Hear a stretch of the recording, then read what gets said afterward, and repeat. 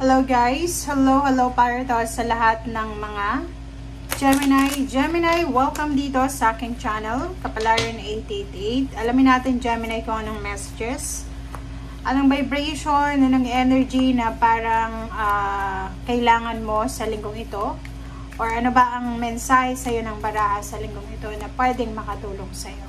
Okay. First card natin, Gemini, is Ship. Okay, Ship. It's number 3. It's 10 of spades. So, sinasabi ng baraha sa'yo dyan, Gemini, na posibleng ikaw ay naghihintay. Pwedeng naghihintay ka ng breakthrough, naghihintay ka ng salary increase, higher position, promotion, travel plans, graduation, retirement. Ano ba yung hinihintay mo, Gemini? Paki-comment sa comment section. Or pwedeng naghihintay ka ng visa, contract signing, or pwedeng isa kang seaman, talagang hinihintay mo na dumaong itong barko na to sa lugar kung saan ka lalabas. Or pwedeng yung iba, matagal ka nang unemployed, or nakatenga, nakatambay, nakastagnant, and 3 months ka nang naghihintay, or 3 years, and sinasabi sa'yo dito ng the ship na on the way na daw to. Okay? Parating na yung matagal mong hinihintay. Okay, Gemini. So, tingnan natin dito kung ano yung message na kailangan mong marinig. Okay, Gemini, purity. Dito sinasabi ng purity card na kailangan mo always trust na kung ano yung nararamdaman natin. Okay?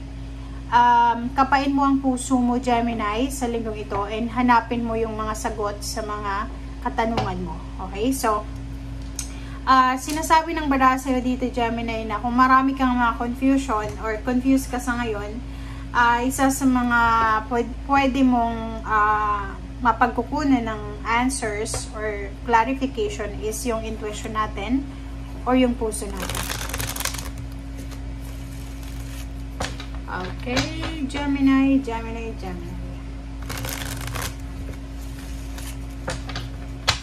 Okay, tingnan natin.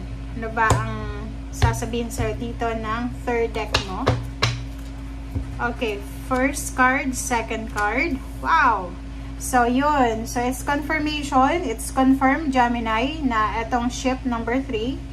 This is a good news. Communication, okay? Balita, good news from far or near places. And yung balitang ito ay posibleng magdadala sa'yo ng luxury, satisfaction, achievements, financial completion, parang ganun. So, lump sum of money. So, sinasabi ng baraha na dito sa linggong ito, posibleng may mga Gemini na makakatanggap ng financial help or financial assistance or good news tungkol sa pera. Okay, thank you. Okay, it's number 10. So, it's 10-10. Talagang nandito yung completion. So, doon sa mga Gemini, related din siya sa first 2 cards na sinasabi na kung ikaw ay isa sa mga Gemini na marami kang pinagdadaanan na financial problems, diba? Like ito, sabog na yung likod mo, diba? At ang 10 of Swords na to is financially, since financial yung pinag-uusapan, marami kang pinagdaanan na financial problems, financial stress, financial hardship, parang ganun. And sa linggong ito, yun na nga, kino-confirm lang dito na yung balitang ito ay posibleng pera talaga. So, may incoming, upcoming financial opening, financial gateway opening, financial success, financial new beginnings. Okay?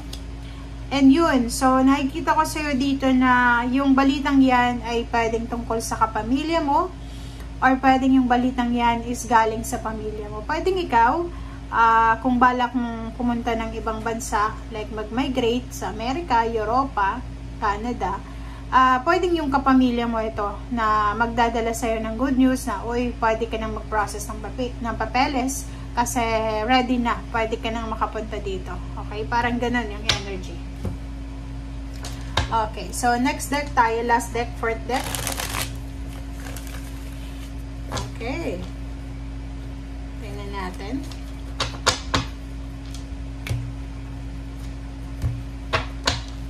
Okay, first 2 cards tayo dito sa fourth deck.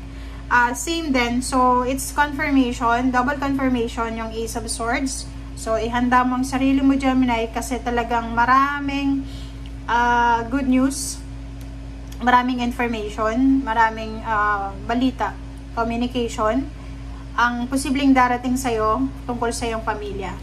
So, sinasabi natin dito na pwedeng yung kamag-anak mo, kapatid, kaibigan, or sino man siya na related sa'yo, siya yung posibleng makatanggap ng good news. Pwedeng na-hire na siya sa trabaho, tapos na yung pinapagawang bahay, or kung ano man to na financial stability and balance na andito.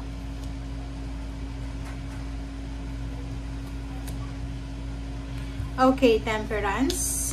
Wow. So, dito sinasabi ng bara sa'yo, Gemini, na kung ikaw ay naghihintay ng pera or naghihintay ka ng financial openings or talagang pera yung hinihintay mo or trabaho or business, kailangan mo sa linggong itong maging mapasensya. 'Di ba? So, parating na siya. It's a clarification, it's a confirmation na may paparating sa'yo na pera or financial.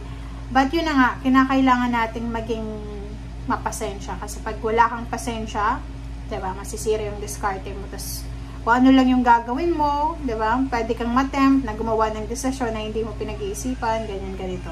Okay? Okay. Last two cards tayo, guys.